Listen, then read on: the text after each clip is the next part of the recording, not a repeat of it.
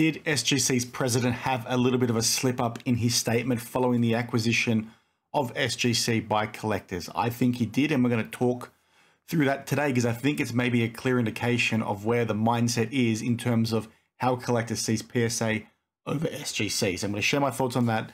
Like I sort of said the other day, I needed a bit more time to, understand my thoughts on the situation. And initially when I did my first video on this, Pete hadn't come out with a statement yet. It was still, hearsay because we had no formal statement from, PSA or SGC. But I did mention that I need more time to understand, what I thought about the whole situation. Now, obviously, this is quite concerning because we're losing a key competitor within the market, because you can say all you want. And like Pete said in his statement, they're going to be independent, but they're still reporting under the same umbrella. So how much competition are you now going to get between the two currently biggest graders? I don't think it's going to be there. And that's a poor thing for collectors, for consumers. But the thing I want to touch on today is a statement that Pete made within his statement. It's some verbiage that he used that I think is a bit of a Freudian slip. It's a clear indication of what the perception is from collectors around what SGC, collectors being the business that acquired them and that owns PSA, right? Not collectors like you and I. I'm going to play the clip for you now, and I want you to sort of think about, what I'm going to say off the back of this, and let me know your thoughts, after I share my thoughts. Today we announce something that we firmly believe will make SGC, our supporters, and the hobby as a whole even stronger moving forward. Collectors, the global leader in authentication, grading, and collection management products and services, has officially acquired SGC and welcomed us in its family of industry-leading brands. To be clear, SGC will remain an independent grading brand, and no changes are contemplated. So as you can sort of see there, Pete basically came out and said they've been acquired by collectors, and collectors is the global leading brand for grading and for authentication services.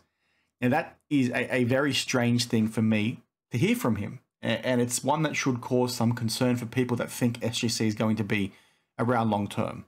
Now, you guys need to first understand how this statement could be made. This is not just Pete making a misspeak there. It's not him, talking off the cuff. This would be a very formal document prepared by collectors, given to him to now talk, to the announcement, right? Basically tell the world what's going down, right? This is not something that would have been, quickly written down and talked to. This would have been a very vetted process by lawyers.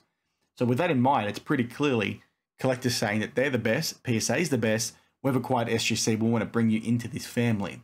But the reason why I think that is very, very interesting is you have to go back to, the messaging from SGC over the last 12 to 24 months, maybe even a little bit longer. Pete has come out and been incredibly transparent consistently over these, over that period. And one of the things that he's been very adamant about is, SGC's grading standards, their consistency, their lack of, upcharges, the fact they've remained affordable, the fact they have a very quick turnaround time. And whenever Pete's, talked to those four things, he's talked to those four things as to why SGC is the best. But now in this statement, and it's a very short snippet, right? So you guys might say I'm reading too much into things. I definitely don't think that I am.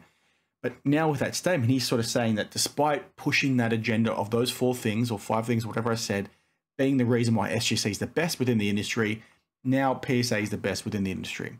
So does that mean Pete's perception of the whole situation, SGC's perception of the whole situation is changing? Because they think PSA and collectors are the best. So the things they valued previously, that their consumers and customers valued SGC over, the likes of PSA, over the likes of BGS, are now not as relevant. I think that's a clear indication of how the companies are being viewed. And by that, I mean, collectors very clearly see PSA being the best. And, from a financial sell point and resale value, I mean, that is clearly the case right now. But collectors went to SGC because they wanted consistency. They wanted, quick turnaround times. They didn't want to get upcharged, and they trusted the grades that they were getting. So collectors, and people using SGC value the whole grading process very differently to how the market traditionally sees PSA. People see PSA as resale. People see SGC as consistency and value for, getting grading in the first place. So the fact that you've got that statement now being made, it's a clear indication from collectors, like I said, that PSA is the best, SGC is a sub-tier company. So does that mean we're now going to see policies and procedures get put in place to make sure that is the case, to emphasize to the wider public that PSA is up here and SGC is down here? And if you are a historical customer of SGC, that should concern you, because I think that might mean we're going to see some changes that directly impacts SGC being able to operate to the standards that we've seen them do over that 2-year period. I think things are going to drop, and I think it's going to get more and more aligned to PSA's way. And I am very confident in saying that SGC is probably not going to be around in 12 to 24 months. I think they're going to get, swallowed up by PSA. People will say, well, if you look at other industries, you can have multiple brands. Look at beer industries where they have multiple brands. But the thing is, they're competing and advertising very differently in those, industries. Yes, they are still beer and you want to drink them, you want to get a buzz, but it works very differently for cards, right? People use companies for a very specific reason because they trust what they're doing. And people went to SGC over PSA because of those things that I mentioned. I'm not going to keep repeating myself, but they went to SGC for that reason.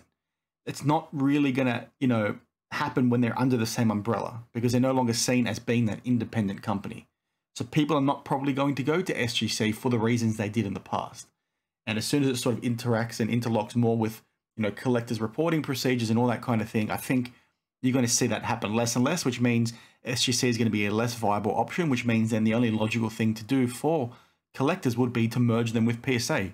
Take their graders, take their facilities. They're on separate coasts within the country of the US. So there you've got a bigger operation for PSA. You've got a singular brand that makes sense to then, win the market share. And, you might say, okay, maybe they're going to lose people to other markets and other graders. Sure, that might happen. But I think what is more than likely going to happen, PSA is probably just going to retain those customers. And I think them, getting those more experienced, or that's probably a poor choice of words, but the, vintage graders that the market clearly prefers to go to SGC for on their, books is going to be enough to maybe win some customers and keep those customers. But at the end of the day, they've paid, these people paid for this company purely to kill a competitor. So it's a pretty interesting one, and I want to hear what you guys have to say down below. I just think that verbiage in that very premeditated statement is the first inkling, the earliest inkling we're going to get, obviously because it's the first statement of maybe how collectors perceives SGC in relation to PSA. And I think that perception is going to remain and get worse. And the other thing to sort of keep front of mind as well, people will say, well, Pete's come out and said it's independent. I don't buy that right now. I think they're just talking to us. And I think if you look at mergers and acquisitions, across the world and across industries, this sort of stuff happens at the start and then eventually they do merge. But the thing you guys need to remember, right? One of the best things about SGC was how transparent they were and how quick they were to react to certain situations. And that came down to their president, Pete, saying, this is the standard we want to uphold. This is what we're going to do. Pete can't do that anymore because he has to report to collectors. He has people above him now that need to tell him what he can and can't do. And yes, he was just the president previously, and he could have, had to still report to a board and all that kind of stuff. But this is very different now. You've got, a different company basically setting the policies and procedures that PSA and SGC need to uphold. So that needs to be kept front of mind too, because it's not going to be the same SGC as we previously saw. The fact that reporting structure has changed means the company is going to operate very differently. And they can pretend that it's not going to, but I think, like I said, we're going to see things change. So, share your thoughts, down below. I think some people came out and also said they think, PSA or collectors, I should say, bought SGC so that Fanatics couldn't. If that is the case, that seems a bit silly to me because I look at the whole Fanatics situation through a very different lens to what everyone else is doing, right? If Fanatics want to have a grader, they can have a grader and they're going to dominate the market. And you can say, well, you're a bit stupid for saying that, but you need to look at it through the lens of what they currently control. They have PWCC, they have direct to distribution. Now they own the manufacturer, so they can completely cut out, the middleman like Panini was having to do by go through a distributor and all that kind of stuff. They own the end-to-end process, and they also have Fanatics Live. And what they can do with the same things that I said about Fanatics Live in the first place, they can make exclusivity for their products and basically say, if you want to break a product, you have to be on Fanatics Live. That then allows them to get commission from Fanatics Live. If they then go ahead and decide to make their own grader because they couldn't get SGC, they can do the same sort of thing. If you want to be breaking on Fanatics Live, i.e. you want to get our product, and the only way you can get our product is to do that, or the only way to get certain product is to do that, or the only way to get discounts is to do that, well, guess what? The only grading service you can offer is our own, and we're going to do a direct-to-market kind of thing. You break with us as a breaker, you automatically have your cards go to our grader for a cheaper price, then it also gets listed on PWCC. They essentially have the whole, value chain, which is unprecedented. Collectors don't have that. So when people are sort of saying, well, the only way for Fanatics to get a grader was to get SGC, I don't buy it. I think Beckett's going to be too expensive. CGC I don't think is for sale, given how big their comic book arm is. So Fanatics could go ahead and make their own, get staff from somewhere. Obviously, that's going to be a challenge. But they can sort of set up the market to operate how they wanted to, and they can leverage that and use that exclusivity to their advantage that no other company within this industry can do. They're the only ones that can force that. Because they can force that, they can make a new company be mainstream. And that might be, a bit out there, but I don't think, I don't think if they wanted, I don't think them not getting SGC is the end of the discussion for them to get a grader, based on what others are saying. People are saying that's the case. I very much doubt that. If they want to get a grader, they will get a grader. So, that's just my 2 cents on that whole situation. They've got such a really good opportunity. They own that whole value chain. And the reason why it's really good for them is the reasons why I've said in the past it should seriously scare the shit out of us as consumers, because you've seen what they've done with some other things like, apparel and how that's turned to shit with the same business model.